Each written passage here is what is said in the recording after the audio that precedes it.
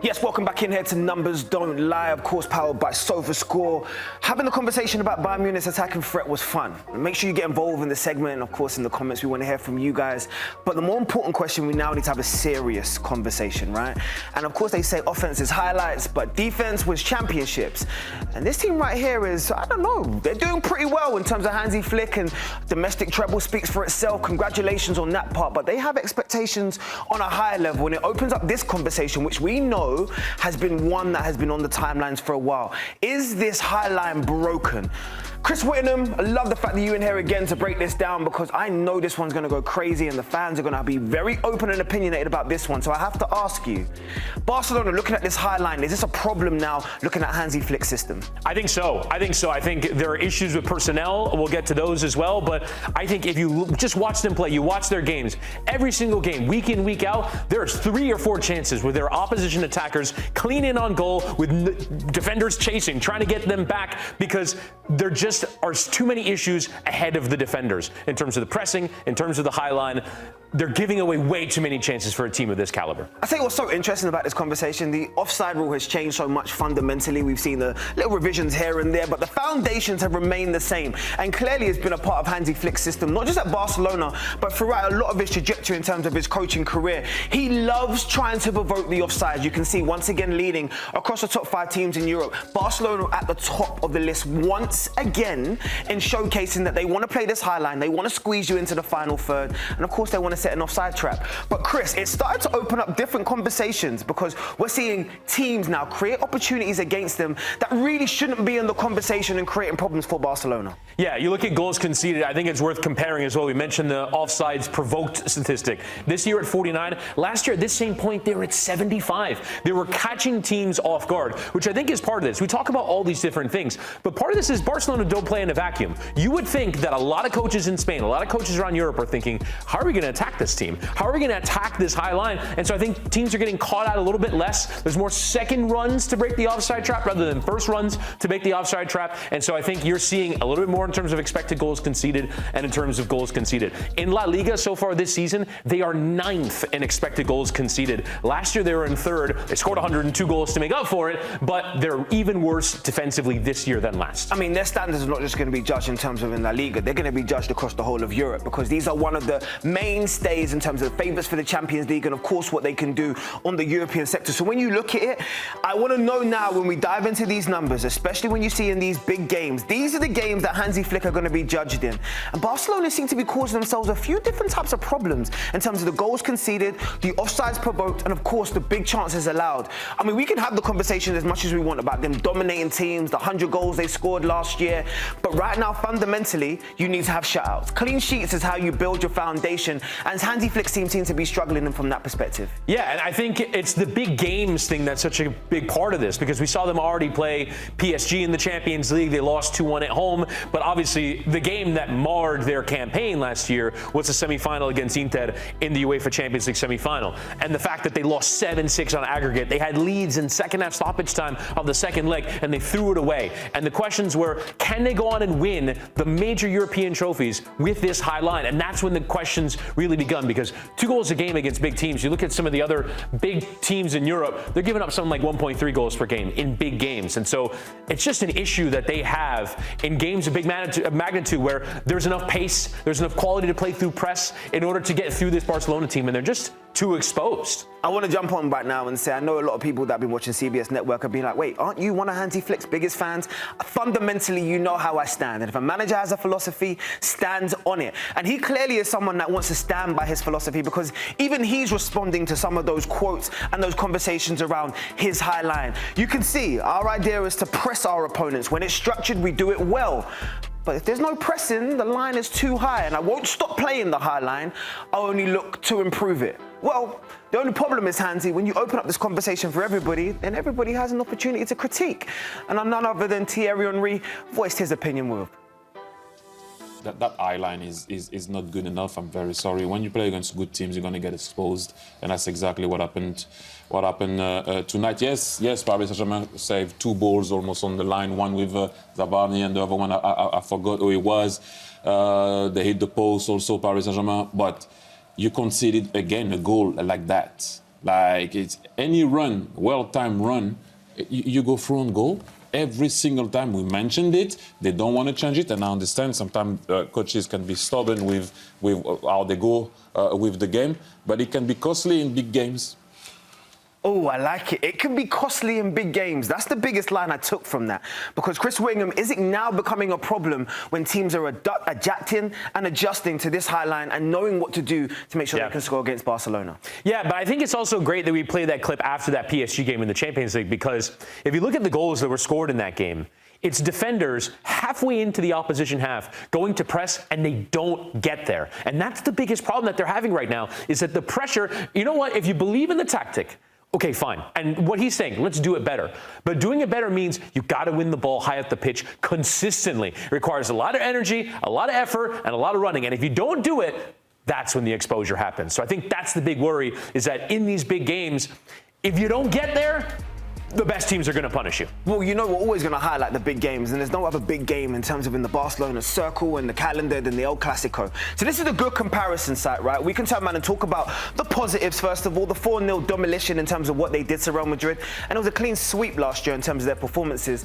But I also want to dive into some of these bigger numbers. When you talk about the offsides that were provoked, 12, it seems that they had things figured out. I remember Kylian Mbappe scratching his head probably about 7 or 8 times thinking, how am I able to get my runs and get through this high line? The counter-attacks in terms of the shots on goal, the XG speaks for itself, and of course the big chances that are allowed on their goal. It very much felt at that moment that Hansi Flick had a system that was working towards positivity, fluidity, and an understanding. Now, some of this personnel has changed, but what we can do is continue that comparison, right? We can start looking at some of the other El Clásicos and building into this one.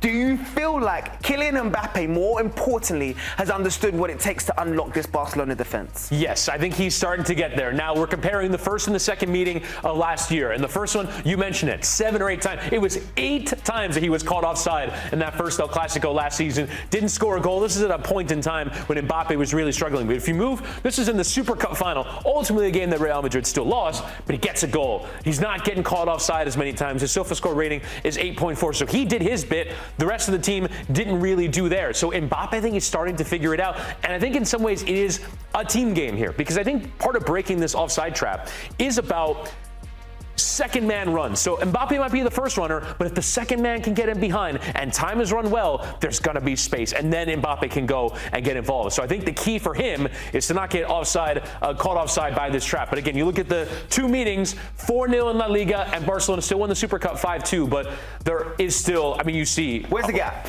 Well, right. You can see the gap.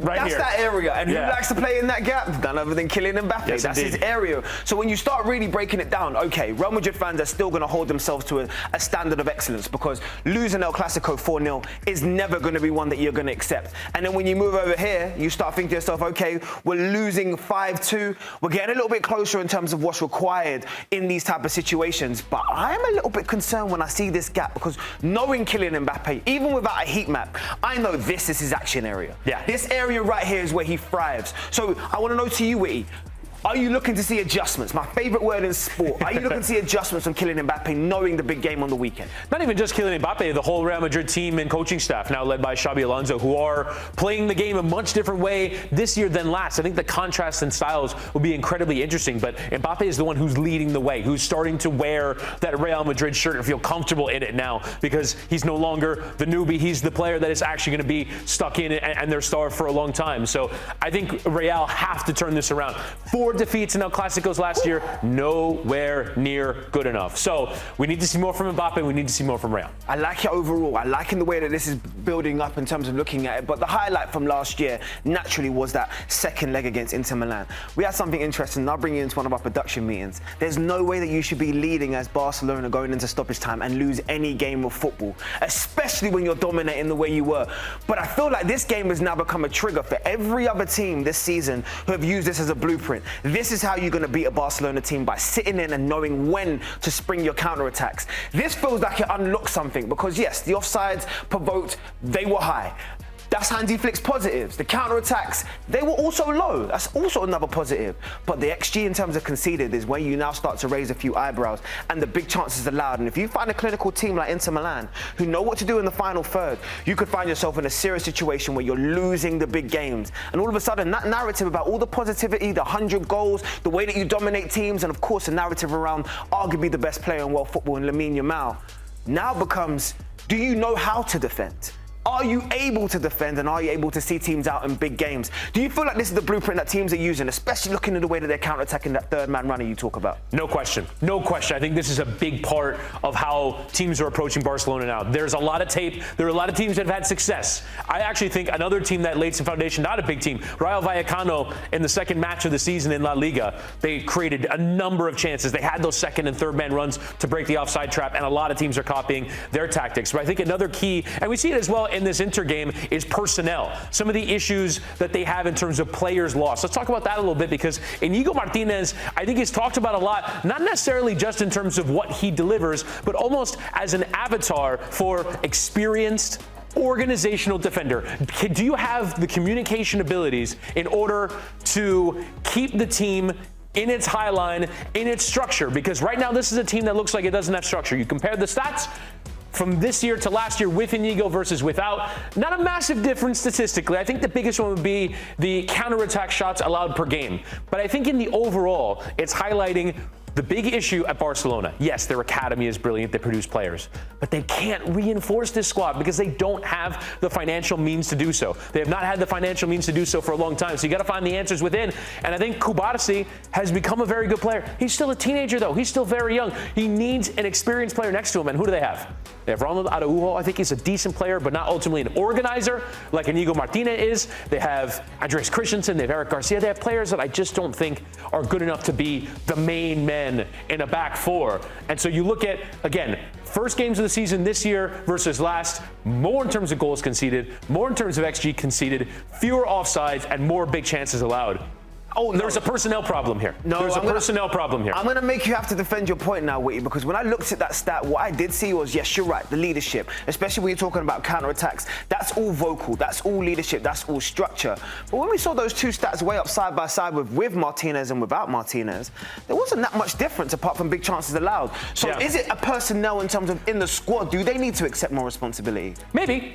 And I think that's a legitimate point. I think Eric Garcia has to take a step forward. That's the guy who's at Manchester City, moved to Barcelona, but I just don't think those guys are at the level. And look, we're talking about Iñigo Martínez as if he's Beckenbauer or Sergio Ramos. He's not that guy. He's not that good. But for this team, they need an experienced veteran leader, whether that's Iñigo Martínez or somebody else. Let's be clear, they let him go on a free to Saudi Arabia. This is not a player at the peak of his career. They need someone who is at that very high level, a Virgil van Dijk type, a strong, imposing center back who's also very good organizationally, what Piqué was for Barcelona for so many years.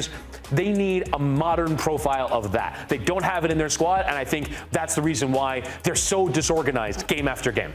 I tell you what we need. We need you guys in the comments. That's exactly what we need. We need you guys to help us wrap up this debate. Is this line broken? Is this high line working in terms of Hansi Flick's system? And more importantly, can Barcelona win with it?